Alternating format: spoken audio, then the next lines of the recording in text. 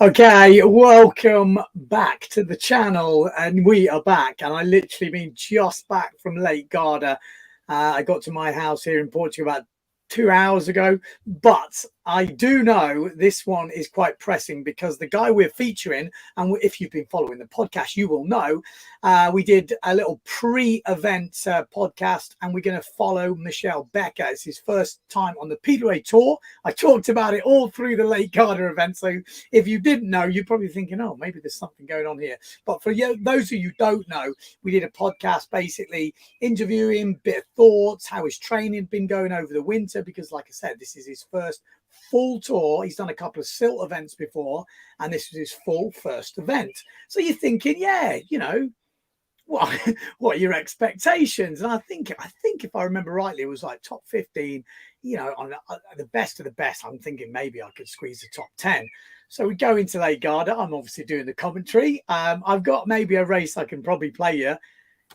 Well, let's speak to him. Let me know. If you haven't been tuned in, you probably won't know. But let's have a word with him. We've got him online. We're going to see how he's done, hear his result. But I have to say, he did pretty well. I got to say, he did pretty well. Michele. Hello, man. Look, thanks for having me again. No worries. I think that smile says it all. So we're just going to kick off the show with what result did you end up Lake Garda? At the end of Lake Garda, you are now sitting in what place in the world? 5th. I can count it on one hand. Well, like I've already told you this, but congratulations. Thank you. That is the way to kick off the year. Whatever happens from now on, that has got to feel like just a mammoth of a result. Yeah, for sure. I will keep that an event in my mind for a long time. Definitely. Yeah. And the interesting thing was, you know, when I was saying to Michele about, I think we follow you, it's your first full year, I think it could be quite good. I'll be honest, I wasn't thinking he'd end up in 5th. Don't think like he's some sort of but me neither. I had heard he was going pretty well, and you know could put in the odd good result. But I'll be honest, I wasn't thinking we'd be sitting here and he would be in 5th in the world after the first event. So we've got quite a lot of questions. We're obviously live, so you guys out there in YouTube land, in Facebook land, let us know in the comments if you've got any questions for Michele. You know, obviously his first event, there's gear choices which we will obviously talk about. He is off. I think you're going to Fairmont, are you, or somewhere else? Where are you going this weekend? Silt. Are you going to Silt? Yeah. Oh, so there's a lot of events happening this weekend. Yeah, quite busy for the Windsurfing world. In Fairmont, Fairmont, yeah. Yeah, Fairmont, yeah. Silt National Champ. Yeah, like summer opening with the national event. Summer opening, and then there's the Deafy Wind as well. So there is a lot happening this weekend. So we're gonna, you've got to get off today to go to Silt to race and stuff. So we're gonna not be a massively long podcast. We'll hopefully keep it under an hour. Let's try. No, we will. We'll keep it under an hour. So get your questions in nice and early. I will try and get through them. Firstly, well, it's a stupid question, but did it go according to plan? No, actually better, you know, because there was no plan whatsoever, like even being close to this position or just from the performance level during the races. That was way above whatever I was thinking before, you know. As you said correctly, my goal was for this year, or still is, I mean, it's a long tour, top 15 in the world. And then, as you said correctly, I think in some events I can push into top 10, you know, but yeah, I did already. So yeah, quite good feeling. And I will try to, work with that for the next events. Okay, 100%. So let's just cover a few things in case someone didn't listen to the first podcast. If you are looking for it on YouTube, it's under the live tab on Windsurfing.TV because it was a live podcast. For some reason, they don't show up in the same boxes. And also on the Windsurfing.TV website, or you can listen to audio only on Spotify. They're all on there. But basically, you changed sponsors over the winter. We kind of covered that in the last podcast. You changed to Full Patrick. Full. Again, Mr. Patrick Detail is probably pretty happy with you. Yeah, he is. He is. I had several calls with him. Yeah, basically after every race or in the evening. Also, still a bit about talking about the new foils because we got also some parts late. So some parts I was just getting during the event. For example, the second fuselage I wanted to use and stuff like that. So yeah, I had quite some talks with him.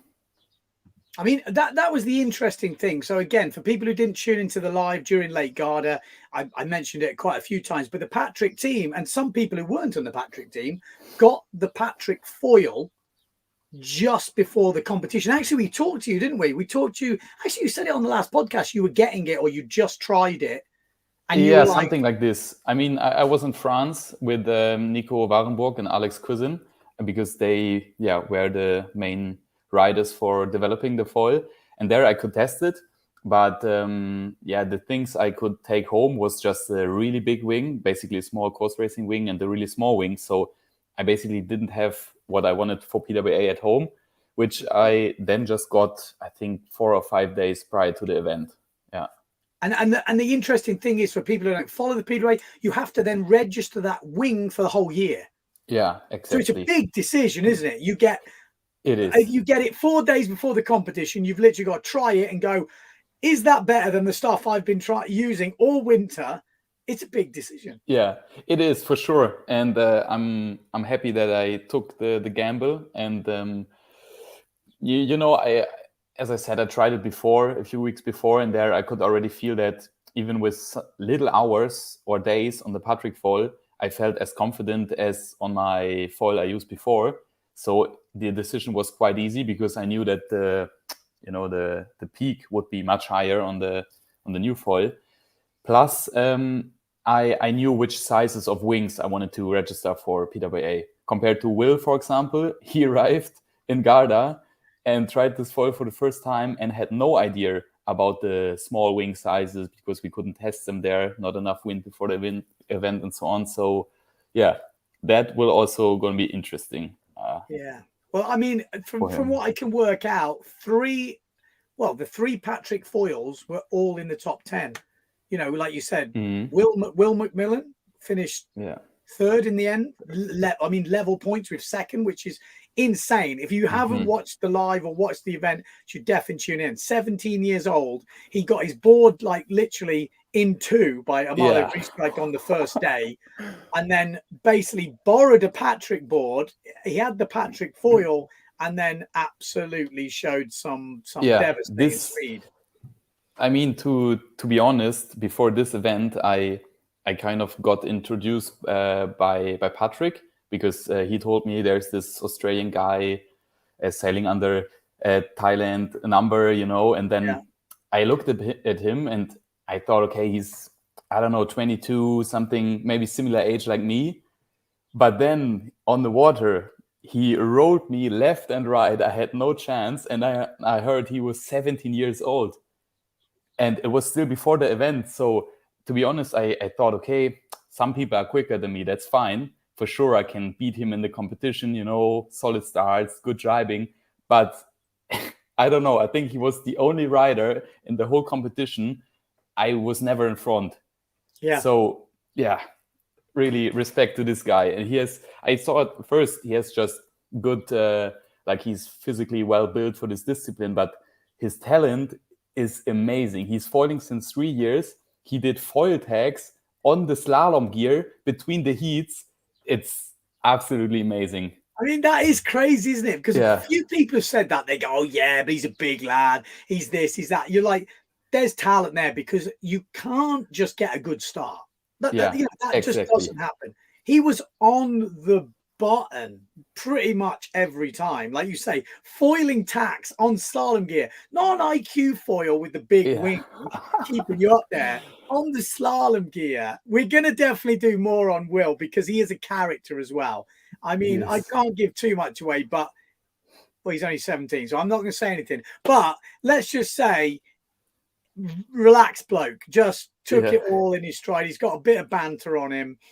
Interesting, man. I think there'll be a few brands fighting it out. I think he has signed already before the event with Starboard, even though he was on a Patrick because he destroyed the Starboard. But I don't know on the terms and what it actually means and what's going to happen. Yeah, me neither. But yeah. You know, I was surprised that he had to borrow this Patrick board because his big Starboard got, as you said, almost cut in half, so it was not usable. And he got Alex basically spare board, which he's not using for PWA. And I thought it's unfortunate for him because, you know, it's quite different with just the strap position and mast base and stuff. And with the rake, everything. No, he just put it in. The rake was way off, way too much than I was suggesting, but, you know, no time to change, no motivation to change. And then, you know, he won the final. So, well, the mad thing was I was there when he got that board and he was putting his foil in. Yeah. And True. I've seen you guys with the foils and all this, and everyone's quite particular. There's a lot of mincing around and measuring, and he literally shoved it in, got his iPhone out, measured something, and went, "Yeah, it's all right. I'll be all right." And I'm like, you're going to, because I kind of wanted him to do well. He's young, and you kind of think, look, you know, you want to kind of help him. And I was like, do you want to go test it or, you know, just try it? He's like, I'll be all right. Yeah. I was like, yeah. Also, his screws were like this much too long.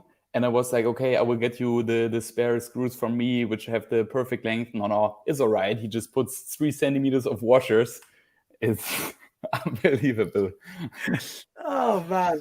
And we got to say, obviously, teammate Alexander Kozan, he was actually leading until the last day, which is fair enough, but it doesn't tell the whole truth because we'd only done one elimination until the last day.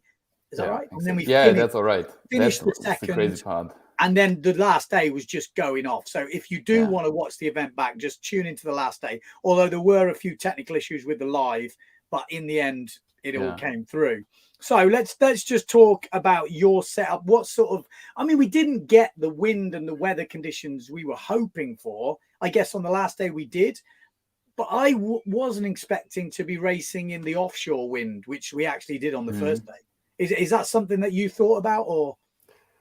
Maybe that was kind of good for me that we had strange weather, because I think I might have been one of the only guys in the fleet who was never there before at Garda. So I always just heard about it's a tricky spot to sail, especially on Finn, because of basically the waves coming back from the shore. So it will create these like weird kind of chop. But yeah, as you said, we didn't have trademark conditions. So it was basically random for everyone. And for me, it felt just like some days offshore, similar than what we have in Germany. Sometimes, last day was onshore. Yeah. Also okay. Yeah, I mean, that's the good thing. I know it's like that from doing the UK tour. You'd get a mixture of conditions. And maybe some guys who've been training in Garda were maybe a little bit caught off guard because... Yeah, maybe. Yeah, this is what I'm thinking. It's an interesting thought. Right, I'm going to go through the live comments just while we've got them, because I know how I chat, and then before you know it, I've just ended up talking to you for an hour and we haven't answered any questions. So let me just go through. I'll leave the tiramisu question because, yes, I did have one. Pretty good. I mean, not an expert, but we've got Pavel saying, what was your weight? What's your weight? It's about 92 right now. I would love to be a bit more heavy. As I said, coming to Tenerife, I was 95, feeling pretty good. But yeah, I don't know. Some winters I can get through the same weight, but this winter I was not able to keep the weight. So now I'm 92, sometimes even 90. If for example, now after the event, I'm at 90. Yeah. So yeah, now so you're having to push hard to keep weight. Because the Matt Check, I think, has got a similar problem from what I've heard before. Definitely. I mean, and for example, some people always making kind of jokes that I have like a little bit belly, but if I don't want to, I could get rid of it in 2 weeks. It's no problem, but I'm proud to have a little bit of, something left for these competitions, because I don't need a six pack. I want to win, Yeah. So, yeah. Oh, that's fair enough. Fair enough. And with that weight, what were you using compared to the other guys? Similar stuff? Like what sort of size were you using most? Well, on the last day and the first day, sort of give us a rundown of your equipment. Yeah, I mean, the good thing is, which I also love for the national competitions, we have basically as the biggest slalom foil sail, it's 8.4, and other brands tried also to get away from the 9.0 because it's just too powerful for PWA. So people are most of the time in the decision between 9.0 and 8.0, or let's say 8.5 and or 8.7 and something else. And this 8.4 what we have is basically perfect until 16, 17, 18 knots. So I was most of the time on 8.4, no problem, was always perfect. And then the last two eliminations, I finally changed to the 7.2, which is my next biggest. Okay. So and that felt, I mean, it was quite windy at the end, wasn't it? I mean, yeah, it was. And it was funny because I was talking to Sven, the German on Near Pride, who is kind of a local. And I asked him if the wind would stay, you know, because it was a bit of rain coming. And he was like, no, get your biggest gear. It's going to drop. And even on the boat, you know, everyone was sent back to the beach. Everyone took their biggest sail. And then 20 minutes later, it was, I don't know, 18 knots for sure. Yeah. And yeah. And then later Sven said, now when the wind stays more than half an hour, it will stay for the rest of the day, which it did. That's what I've learned this week. The locals don't always know. You know, I have so many guys going, oh, 1 o'clock, 1 o'clock is coming. Oh, 4 o'clock. And then they'll be like, told you. You know, like, but after saying different things for the whole day. Yeah. But I have to say, for Sven, for example, he, like on the other days, or even this day, he helped me a lot because because 90% of the time he was right about the wind and conditions. So it was good to have a local giving some tips here and there. I'm going to give a shout out to Malta Rocha. He was my man. And he called pretty much, he said, yeah, today. I was like, what about the rain? He's like, nah, it's going to be windy. I was like, okay. And it did. I think it was good in these things. 20 knots at the end. Sorry? 20 knots I was hearing, or someone said at some points, depends where you were in the lake, you know, because places get squeezed. Yeah. And when you're coming from big sails, you're more likely to overestimate or to over exaggerate how the conditions were. So I think 18 is fair. Sometimes in the gust for sure, also 20, but it was not crazy windy. And you didn't change your board or your foil for that? No, you just no. I just stayed on my 85 wide board, and as you say, I stayed on the big front wing and big back wing. And for which example, is what size? Because I know people ask me. Okay. The front wing is 550, which sounds small, but it's definitely enough. As I said, Will was doing foil tags on this 550 wing, so it has enough power. And the big back wing is 200 square centimeters. Okay. And for example, Will and Alex never used the big back wing, so I was the only one. I don't know. I kind of need some power from the foil, which I then need to push down, and then I go fast. I can't really suck the speed and power out of the foil. I need to wrestle with it. I don't know. Yeah. And interesting. What I wanted to say is that before the event, I didn't have time to test the small back wing, so I was a bit afraid. If I take it, then I have too little power, and so I just stayed on the foil, which I had also on the light wind days, and with the 7.2, and it was still going pretty quick. So I know that I have a smaller front wing, which is also good for 7.2, and a smaller back wing. So I know I have some speed to spare. Because obviously the smaller you go, the faster you go. Yeah. But the less lift. Yes. Okay. Interesting. That's interesting. Right. Moving on. We got Michele. Well done. Cheers. How old are you? I'm 24, turning 25 in June. It's interesting when you look at the results. There was quite a lot of younger talent pushing through. I mean, Will obviously 17, 24 is pretty young in this sort of discipline. I know Nico. How old's Nico Preen? He's not that young, is he? I think he's 27. Yeah, like this. But I mean, he hasn't maybe. So there was a few definite upsets, I would say, in the top 10.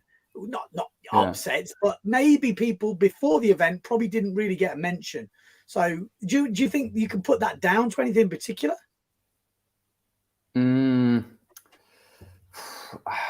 this is hard to say. I don't know why. I mean, in the end, we did 4 races, which is not crazy amount. No, it's a discard. Yeah. I mean, it's a fair result, I would say. But also, it was just this, basically, for me in my head, I only remember the last day of racing, because we did 2.5 eliminations within 4 hours. And if I now think back, it doesn't feel like it was a normal time. It was just being into, it was in the mood, in the moment. And I think, for example, I had such a good momentum through the whole last day that I didn't even have to think about anything. I was just going how I wanted to go. But I also remember, if you don't have it and you're racing 2.5 eliminations in shots in the short time, then it's hard to get a good result if you mess up one jibe and then you think about it the next race and so on. So I think it was just performance. And interestingly, I mean, for anyone who doesn't know, let me just put the results on the screen, because it is interesting, because it was very close. There's no other way to describe that. Can you see those? Maybe I'll make it a bit bigger. But yeah, is that? I'm just. Yeah, this should be perfect. Yeah, so I mean, you've got Maciek who won it, which I think is impressive. I think we can have a chat with Maciek. I totally forgot that this was his first 5-star event win, because this also doesn't feel like it. Me too. Because he was world champion, because I've known he's won an event before. When I was commentating, I never actually mentioned this is his first big event win. It's kind of gone under the radar a little bit, but I mean, that in itself for me is really impressive. The weight of being the reigning world champion. Maybe a few people saying last year there was only a couple of competitions, so maybe it didn't have the same weight. I mean, I disagree, but I've heard, I know Maciek's told me a few people had said it to him backhandedly, and I think he obviously took that to heart, which you would. Yeah. So I think for him going there with how that week panned out, he had a psychologist, like sports psychologist with him. He actually had Finnor caddying for him. And having those things, to me, would put pressure on me, because everyone's looking, going, oh, yeah, look at old world champ with his, entourage. But what he did do is he delivered, know. And I think that's take a lot of credit to Maciek for that. Like I said, I think we're going to have a chat to him as well. Then just now, for anyone who wasn't there, look at the points now. So second place, Pierre Mortefon, 12.7. Will McMillan, 12.7. So dead level. It only went on count back of number of firsts, number of seconds, number of thirds. And then just 0.3 behind. So not even a point separating them was Johan So. So that's just crazy. Then a point behind is Michele Becker. Then we've got Matteo Iachino, just a point behind you. Then just 0.7 behind him was the event leader going into the last day, Alexander Kuzan. And then you've got Enrico Marotti, who was leading the last final. And if he had won the last final, he would have finished second. So you've got from first to, what's that, 9th or 10th, 8th? First to 8th? Yeah, it must be. Yeah, Enrico's 8th. First to 8th, with everyone could have got to second pretty much in that last elimination. It was all on. And then I'm coming on to you, because obviously this is what we're doing with the podcast. You won the runners-up final in the last elimination, which means you needed that, because you had already got a 16th. So once you'd made that runners-up final, every result you would have got in that would have counted. So you got the best you could possibly get, which was a 9, which means you won that runners-up final. And if you look at the points, if you'd have come second, or third, you would have been right back in, right back in 7th or something, which there's a big difference, 2 places just from one place. And, it's not easy to win a runners-up final. What did it like to win that final? Because I know you made finals. Mm-hmm. Did winning that runners-up final feel better, or... to be honest, I think the third place in the third final was feeling slightly better than winning the losers final. Yeah. And but for sure it was yeah, I mean, my heart was not fully pumping. Like I was too nervous to drive, but I felt okay. This is it. Now just do whatever, like however you do it, the whole winter training and so on. And I managed to do that. And yeah, in the end, it paid off.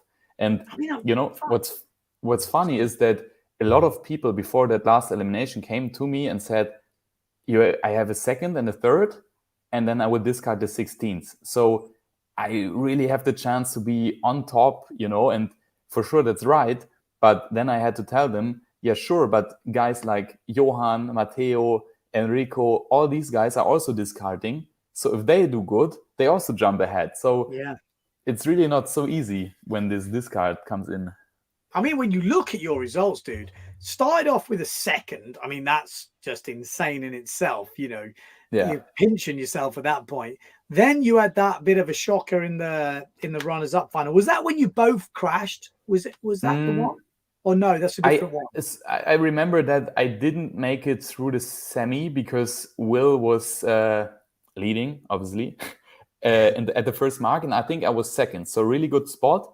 But he was pointing a little bit upwind, and I was below him, so I wanted to get above his line, so I have free air. So I wasted a few seconds, but at that moment, Nico Preen passed me from above, so I had to go down again. Which during these few seconds, Pierre was already below me. So within 10 seconds, I lost 2 or 3 spots, and then I was basically I think 5th and finished also 5th in the semi, which is unfortunate. And then in the losers final, I think I just dropped the first stripe when I was in the middle of the pack, and then I tried to come back. I was fighting with Bruno and Hubert, and then I crashed another jibe because I wanted to get those 2 on the jibe mark, and then pushing too it hard. doesn't matter. Yeah. It's difficult. You say going into that last elimination, you're looking at a second and a third. I mean, and again, you finished 5th, but it could have easily been a podium. But this makes it even more, let's say, comfortable for me, because sometimes I'm also new in this situation. So, for example, the second place, I would definitely agree that a lot of luck was involved, because I was just racing against 2 other people in the final at that point. And then, having this 16th, which, I don't know, was basically the opposite of the second place, if you want to describe it like this. Yeah. I was like, oh shit, my range is still pretty big where I could end up. And so now after the event, I'm thinking, okay, I had really good moments with a lot of luck, but also, for example, finishing 5th because one guy covered me for a few seconds, and then, it's just these slight arrows. So yeah, I'm confident, and I think it's a really good and fair result for me. Yeah, no, it's too right. I mean, like I said, the points were just crazy. Ben says, "What does your heart rate feel highest during the race? Do you actually know? Maybe you've got a heart rate monitor on." I have my fitness watch, but I didn't even watch it back. Let's say I didn't check my speeds. I didn't check my heart rate. I just wanted to basically see how long the session was each time, and I can't really describe. Maybe it's so hard to say. I mean, I can say about the nervousness. I can say that before you get these 4 minutes of starting sequence, I think everybody is most nervous, because you're waiting until you finally get into the procedure where you then just need to do what you always do. So I think there I'm most nervous, and then I think when I turn around at 1 minute left before the start, where then everybody turns around and you would try to find your starting position, and basically it's the last calm moment for the next 4 minutes. There you also feel it, and after that it's basically just going and not thinking too much. And then, for example, if you're then leading or comfortable at the position you like, let's say only 1 or 2 jibes to go, then you get a bit more nervous again. Yeah, but it obviously happens because you kind of touched on it before. But when you're in the zone, things just go. I mean, I've been there before, actually during the indoor when I won there. I look back at that day and it was just like everything was almost autopilot. I already, Yes, I this is don't what know. I meant before. Yeah, Exactly. yeah, it's interesting actually you say that. Right, Pavel said, did you guys party hard? I didn't do I any don't partying. I don't think many people did because the party was on the Saturday night and the Sunday was the last day and the forecast was for wind and literally every result was on the line as you can see from the results. I Yeah. mean, Pierre to end up second was the crazy one for me because Yeah. I was commentating and it wasn't someone that stood out. And then Yeah, I suddenly, mean, look at his results. He has a 10th and a 9th, which is fine. It's losers final in the front, but also for his standards, yeah, not so good. And then a third and a first, which is again in the front of the winners final. But yeah, I think back in the past, this would not make you second, maybe. But no. here, it's enough to also bring in the 9th place. I think 100% any doubters that have been like maybe slating the foil a bit, oh, it's not windsurfing, it's not this. You cannot deny if you watch the live stream that it wasn't exciting because it was full windsurfing racing, yes, on a foil, but the action and the difference when someone made a mistake was crazy. For the wind that we were racing in, which most of the time was 9 to 12 knots, let's say, would you say Mm. that's rough, mostly the wind, apart from towards the end of that first day? Yeah. I guess even midway through the end of the last day was picking up, but there was definitely some massive moments. Like it was exciting to commentate on, and I've commentated on a lot, and usually windsurfing racing, like fin racing, doesn't get exciting really until you add some crazy chop and some more wind. In the lighter, flatter water stuff, it can be a bit of a procession. But we saw like the other day with Matteo, leading, and then suddenly his foil spun out, or the back wing came out of the water, and he just went straight down. Will was leading. You wouldn't drop that jibe as on a fin. It's on that type of water. Yeah. It was interesting. It really chucked up some good stuff. We got SpeedQuest saying mic these guys up during the race. That would be fun. Actually, I've got a water mic. It would be interesting. I think that would be one of the most. I mean, I also with my camera, on my helmet, it also records a bit of sound. So I think you can hear guys screaming, but there's not that much talking than in other sports. So mainly just some screams, but it's not that we talk to each other. You'd need to actually, go out to talk, which I think during a proper race would be pretty hard. Yeah. But for example, when I was behind in that one losers final, behind Bruno and William, I was so mad that I don't know if I can say it, but I was a bit annoyed that Bruno basically overtook me and William on the inside on the drive before. So then I felt like that Hubert is gaining on him some speed, and I was behind them. So I was screaming like, we're coming. But in the end, I dropped the drive, so I should have kept quiet. Now you got to have a bit of banter. I love it. I'd love it. Ben says, other than racing, what's your best type of fitness training, especially for us amateurs to prioritize our time? Is this different from fin or course racing? I mean, I think it's like fitness regards to windsurfing. I would basically there is no perfect way to train for windsurfing, because whatever you do, also us as professionals, when we come back to the water after a break, we are not physically well prepared. So, for example, my dad, I tell him to use the rowing machine for warm up and maybe for workouts. So I think this is as close as it gets to windsurfing, because you have the back muscles, you have the legs working. So yeah, this I can recommend. Okay, sounds good. SpeedQuest, ice cream is easy to eat and packs on weight when you have training for any sport. That's a good call. I think that's a good method. Gentex, and I had the impression you improved a lot in the last year. What do you think were the keys to your success? So first of all, it sounds like I want to promote, but it's really changing brands. So I have the Patrick gear I'm using now. I feel way more competitive on that. So yeah, as I also said before, it's not that I just came out of nowhere. I was racing and training since 4 or 5 years full time. So yeah, I was also feeling competitive last year from my standards, what I could do, but I felt like my gear was holding me back quite significant. So yeah, I think that, and then that I understand the sport, I know what I need to learn on, and yeah, I have a big list. Even if I need to, or if I go out now, I know exactly what I want to improve on, and I never go on the water without a goal. What is it?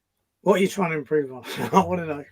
What's Now, your biggest takeaway? yeah, for example, usually I'm not dropping jibes. I would say during the competition season, maybe I drop 4 important jibes a year, and now I already did 2. So Okay. that was quite a lot. So yeah, driving and some other small stuff. Yeah, that's fair enough. Yeah, I mean, there's not much to work on. 5th in the world, I think. Like you say, you don't want to be too harsh on yourself. Ernest says the young guns caught everyone off guard. Xavier says Michele Becker, super cool windsurfer. Appreciate his reports on his YouTube channel. Yeah, big shout out. You have got a YouTube channel, so feel free to plug away, because I know you were wearing a 360 camera during the races. I also know how long it takes to go through all the footage on a 360 camera. It will take a long time, and I hope I can finish the video in 2 weeks, because as you said before, now I have 4 days of competition on Sylt, and then from next week on I want to go through the footage, make a nice video recap about the event with all the insights. And I've checked some of the footage before, and it looks nice from the perspective being on the board, squeezing between guys on the jibe mark, rolling some people. That's good to see. Yeah, I'm interested to see that. Like I said, I don't think there was many. If maybe you were the only one wearing a camera. Yeah, so, this event, yes. I wonder why. I think a lot of these professional veterans, let's say, they have different contracts, and they just have to do well and don't need all of this media stuff. And I think they feel it as a big hustle to have something on the head. You have to press the buttons during the sequence and so on. But for me, I think it's a great trade-off to maybe lose 0.01% of performance, but having sick footage of everything. I mean, I would I mean, obviously I'm probably coming from the other side, but for me, and I've said this to a few guys when we've been talking about sponsorship, I'm like, why would you put all that pressure on yourself just to deliver results? If that, because it is a pressure. If you have a couple of bad results and all your spiel to your sponsors and everything is about results, whereas if you can do a little bit of media on the side, it doesn't have to take over your whole life, and maybe helps you gain some sort of supporters, because I'm sure it's going to help you. You're going to be out of competition and people are going to go, okay, who do I know the most about? Who am I most invested in? I'm sure Nico Preen has got supporters all over the place, and you will 100% by doing a YouTube channel and making yourself more personal and putting yourself out there a little bit, which can be hard. You're going to gain more support. So you can either take that 2 ways. Some people maybe buckle a bit more under the pressure, and other people actually it makes them perform better, because it's almost like someone to answer to as well. You've got fans you're letting down, sort of thing, and then they can pick you up if you have a bad result. There's a lot of different ways of looking at it. Yeah, for sure. But in the end, I'm also thinking my main goal is to win races, but what is the reason to win a race if nobody sees it, basically? So even if you win the race, you need to go to the newspaper, you need to post on Instagram, you want your brands to repost it, so because if nobody was watching, for example, this is when last year it was, I think, on Sylt with the live stream and so on. When there was no live stream, it's worth the value is way less of this event win, you know. So it's also no, I 100% agree. And maybe it's even useful for you I know there's no rules on the PWA, but maybe in a protest situation, or maybe even to learn something by seeing what people do. Also this might be useful. We've got another question here about foils. Congrats, Michelle. Tell a bit more about the Patrick foil. Was 550 wing powerful enough with your 8.4? Would you use it on the pretty lighters? We actually covered that earlier in this podcast, but maybe you can just quickly scan it. Yeah. So I was also afraid when I heard about the sizes. I was sure I will need the 650, and you know, because I'm heavier and like it with more power than Alex. But I tried this wing, and for PWA, which realistically starts in around solid 10 knots, for me it's good enough. And then for national competitions where they also push for something like 7 knots, you know, when youth guys on IQ gear are foiling, just make it around the course, then I use a 650 wing from Patrick. But for PWA, it's perfect. Okay, interesting. Good to hear, actually, for people who wanted to do slalom. Victor says, did we have any attempts for competitors to go on the fin in Torbay? The Brazilian guy went on fin, I think. Yes, Brazil was on tried the fin. Did Tati try the fin? It wouldn't surprise me. I know. Who else was there? One girl was only on fin, I think. Yes. And, South African. But let's say none of the competitive riders in the front of the fleet. So more. I don't even think anyone thought about it at that sort of stage in the wind now. I think anything under 20 knots is foil, isn't it? Yeah. It's pretty much taken over at that end of the racing. Share ways. Moin.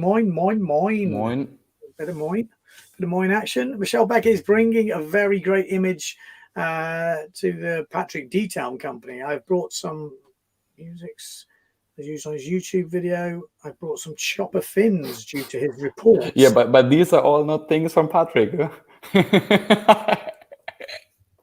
you brought? Yeah, Michelle wants to know. Have you brought any Patrick stuff? No, but it's good to know. Patrick definitely wants to know. Xavier again says 2 top windsurf riders are bringing a very image of pro windsurf, Michele Becker and Nico Preen. Races are super interesting, but other riders are not able to communicate like that. Yeah, I would agree. This is what I said. Yeah. It's really interesting. Again, for me, who is not racing professionally, I like racing, but I'm obviously never going to do the PWA in what you're doing now. And I like to understand what's happening. I like to get involved. I like to hear behind the scenes, you know, especially as a commentator, it's nice to know that stuff. But just as a windsurfing fan, it's interesting to see the insights. I find it really, and I'm sure, like I said, that's what the guys out there watching the racing want. You know, in other sports like Formula One, yes, they have other teams doing that and they just have to tell their story. But in windsurfing, because it's so small, we have to do it ourselves. You know, I find it's kind of, and not everyone can do it. You know, that is a thing. Not everyone can communicate that well.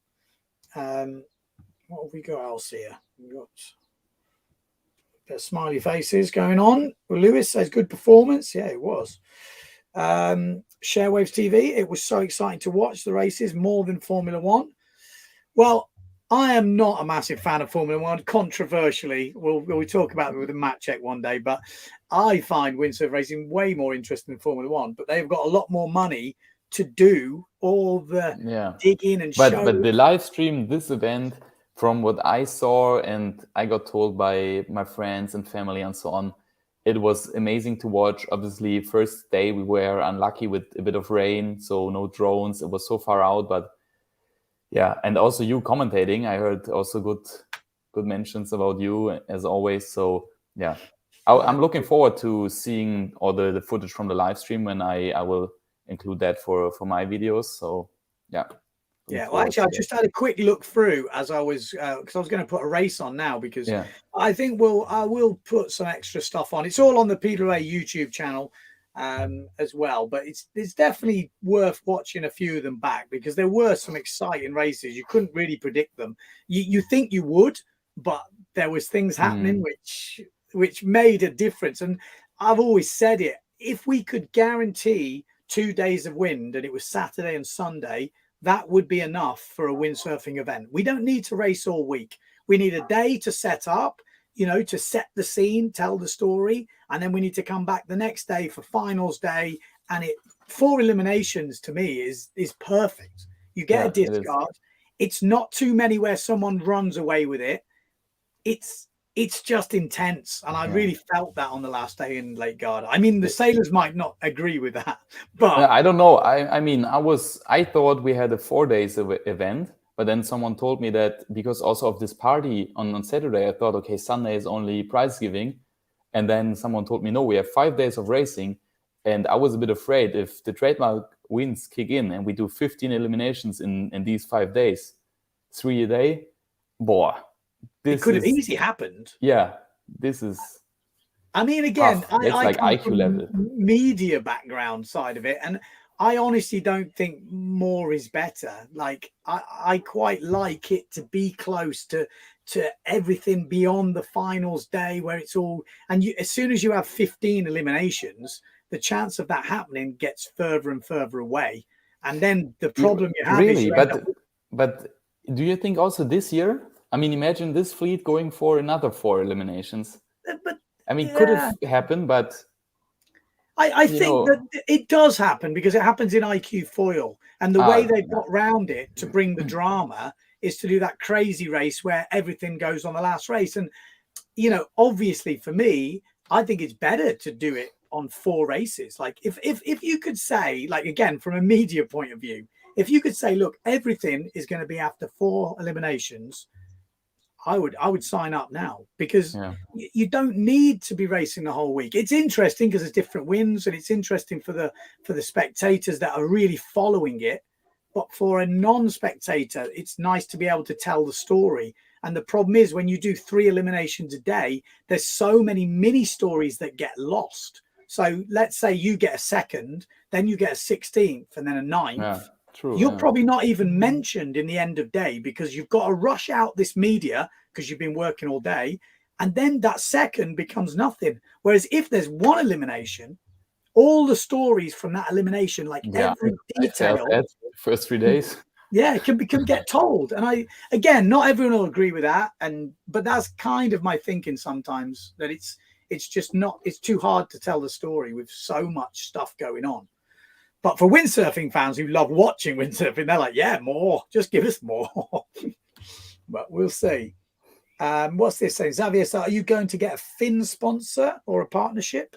No, I don't think so. I'm not so much on fin, and I think to find sponsors or partners with fins was also hard in the past.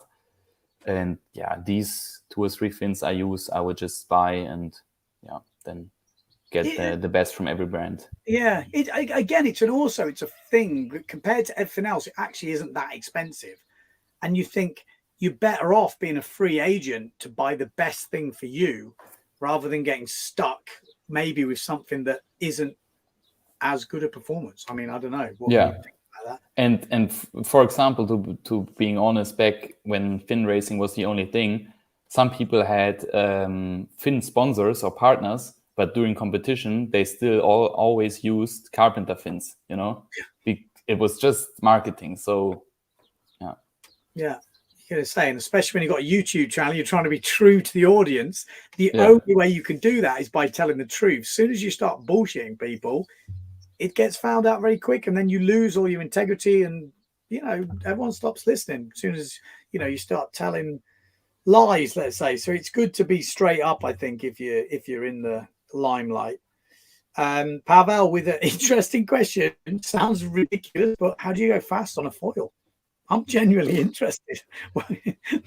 It's a big question. It's quite open. The thing is, I can't really remember I remember when I was switching from course race foiling more to reaching slalom foiling. It was hard to do because of the power from the foil. So I would recommend putting less power on the foil, but you still should be able to go crosswind easily. So you still should be able to be on the foil easily.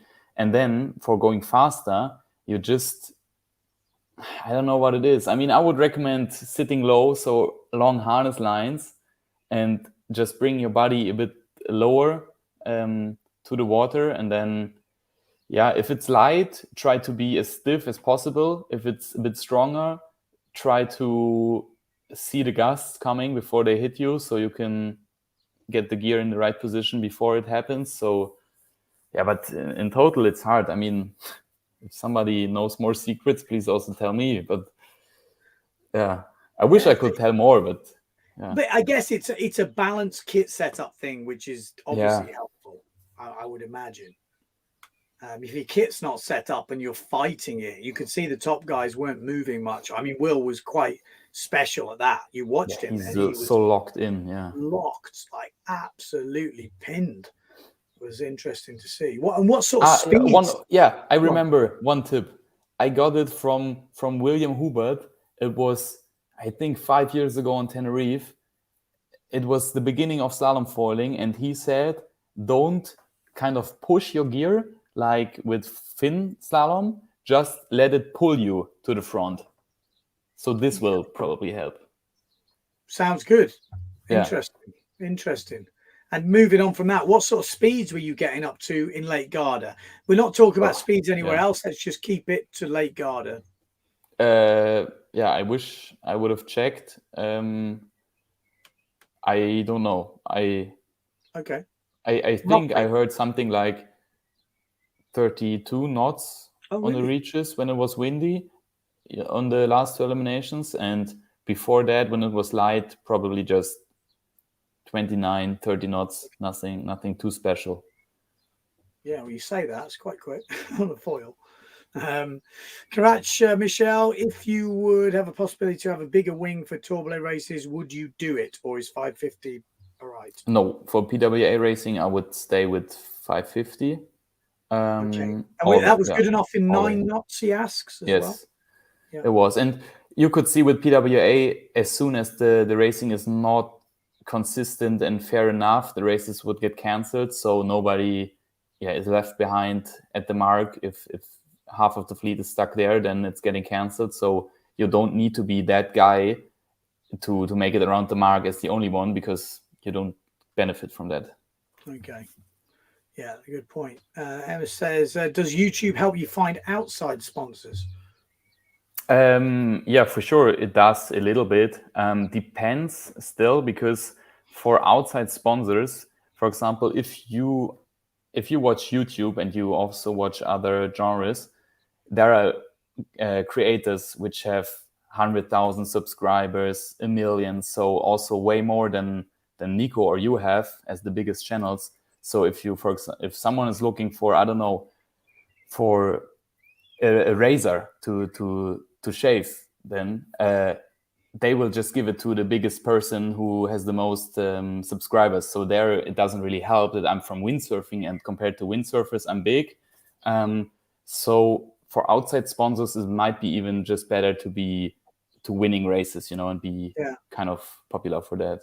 I would say from the other side of it, what helps with having the YouTube channel is the guys, let's say from outside of industry, don't need to be Coca-Cola or something. They just need to be outside the industry. If they're interested in windsurfing, let's say they're windsurfers themselves, has an outside company and they want to support you. If they can follow you, it's way more interesting. Yeah, true. That's right, for sure. For that case, yeah, definitely. Does the result put extra pressure on your next races? Moritz asks. To be honest, I'm afraid it does. Because as I said before, my goal was top 15, but now I see what's possible. So for sure, for example, it's so hard. If I came home now with an 8th place or an 11th place, before the event, I would still be happy, But for example, if we go to Pozo, where I'm a bit afraid of, because if we get fin conditions, I'm competitive on fin, but I'm not world class. So if I go home from Poso and we were fin racing all week long and I end up with the 15th place, I'm still super happy. So I think for me, it will be easier to judge if I'm happy or not. But for now, outside people, even friends and followers, I think they also have a much higher ceiling for me now. Yeah. You've basically burst it onto the sea with the first one, haven't you? You've maxed out, but have you? You must look at that result and also go, I could have been on the podium. So there's two ways of looking at it. It's whatever it is, it's interesting. Yeah, this is what I was always dreaming of, just being competitive. And now it's such a dream that everyone basically out of the top 10 or whatever can win a race. You just need to be on it. And that's just a great feeling also, in this fleet and so on. Yeah, I'll go for a few more questions and I'll let you go. What if the PWA launch a heat in less than 10 knots? Why shouldn't they launch it, since foiling can race in less than 10 knots? There is talk of that. I know we did have a chat with Cedric Board on the live stream about that, and he was on about having a foil which you would set the minimum size you're allowed to promote racing in very light stuff. But what's your take? I mean, but it was the same with fin racing, and I think it's good to say that the wind readings from PWA are not accurate. I don't know why. It has been like that for 10 years, also since I was watching. If it says 7 to 12 knots, it's probably 14 knots already. So with fin racing, it was the same. Fin, you could use a 10.0 on the big board, but the last years of that discipline, people were only registering 8.4 and 9.0 max, because just over the years, you rather want to cancel one time more than too little. So I think that's the reason. I also think PWA take their wind readings from a drifting boat. I don't know if that makes a difference. Good point. So it could be something to do with that. Victor, what are your next events, Ben? As a commentator, rider? Well, I tell you what, there's a lot going on, but I think Poso's probably the next big one. That's quite some long time, almost 2 months. Yeah, exactly. But I don't think there's much in between. I think there's a lot going on this weekend. I've literally just got home. I'm trying to calculate what's going on, but I've got a lot of stuff that is going to be happening. So stay tuned. Thanks, Ben. Mike, super cool. Yeah, no worries. And I think, we've got a few more. About 4 more questions. Can I ask Michele, big fan of his YouTube channel, also a big fan of Patrick products. Having 3 F race boards and the new foil race, keep the videos coming. So there we go. Solid. Nice. I mean, if you're a Patrick fan, you are definitely a good guy to follow, because I mean, I've seen on your channel, you're going through all the equipment, explaining how you set it up and all that sort of stuff. So it's going to be super useful if you are a Patrick user. Thomas saying about the cancelled heats, is there a wind limit in the rules right now, like it used to be with fin racing? I don't know exactly. I think a race in PWA can be started when there's at least 7 knots, and I think then around the course it should not drop below 5 or something like this. So basically just add 2 knots. So we would start in 9 knots at least, and if it should ever drop below 7, then it's gonna get cancelled. I mean, depends. If everyone is going through that heat without a struggle, then it's not getting cancelled. But as we set up the gear just on the edge, some people will get stuck at the mark, and then it will get cancelled. It depends on where it is on the course, and a lot of the time it's cancelled is before the start, because the run up was shifting and dropping, and that is difficult because you've got to time your run up and you're not already moving. That was why a lot of them did get cancelled. Couple more questions. Speeds Quest says, in that low wind with the huge sails, is the answer always more downhaul? Everyone always tends to tell me that. I mean, it's hard to say now for every situation, but in general, sure, more downhole makes the sail pushing less on the board. So yeah, it felt a bit lighter. So yeah, that could definitely help. But also you can't just go the lighter the wind, the more downhole, because at some point the sail will just not work anymore. Yeah, exactly. Exactly. Okay, one more question. I'm going to put this on in the background, see if it works. Just because this is this is the last runners-up final. You had better races in terms of who was around you in this, but just interesting to see a bit of action while we've got another question coming in. And Thomas saying, about the wind readings. It's from a drifting boat.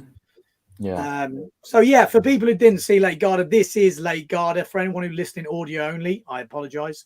But you're obviously on the Patrick cell on the left-hand side of the screen. We've got Lucas down this bottom end on the Gastra, and I think it's Cedric Board just below he also you. had a big last day. I think I was in a heat with him every time, and he sailed also twice in the winners final, I think. So also this guy, with one discard, he was suddenly back in the top 10, I think. Yeah, he had a big discard, didn't he? Yeah, like a 30th. It's not going to be enough to get a podium, but it's probably going to be his best ever result on the PWA Tour as this reach, I was flying. Board, is it? Look at Cedric. Moment. Kangarooing down the first reach as Michele Becker pushes through. A win here would be single digits for Becker, and that would definitely help his cause because he will move up. He has got a third, a second, and if he got a ninth here, he'd be right up in the mix for the top five. Top five, yes. Yeah. Top five, yes. Which would be massive. So Becker still needs this. Every place he gains here will count. So a first place is single digits. That's massive. He needs this, really. Comes down to just 1 point here, 1 point there. Could be the difference between 5th and 7th. But also Amado. Exciting way to finish this event in Lake Garda. We really thought we were going to get these sort of wins all week. That is what they get here in Lake Garda. This is... Yeah. I mean, he came back really strong in this one on the last week, especially. Yeah, even I still felt him. Someone said Sunday was going to be the best day. Yeah, he's coming from the top now. I think a really good drive. Yeah. So sometimes if and this also happened when I was getting from 6th into 1st position in the one quarterfinal, when people are fighting with each other and choosing different lines to defend, you as the third guy can get really lucky. Yeah, like now he comes. It is Board, isn't it, on the Saverne as well as Vrieswijk. Vrieswijk's I mean, absolutely the footage, hammering. It's like he's took the bucket off the back. He is absolutely flying now. And he's charging down Michele Becker with one jive mark to go in this runners-up final. This will be the last heat of the 2023 Lake Garda PWA event. What a way to kick off the season, or what a day to finish on to kick off this opening event. This is what we needed. We've been wanting this all week, so it's nice to see it actually happening.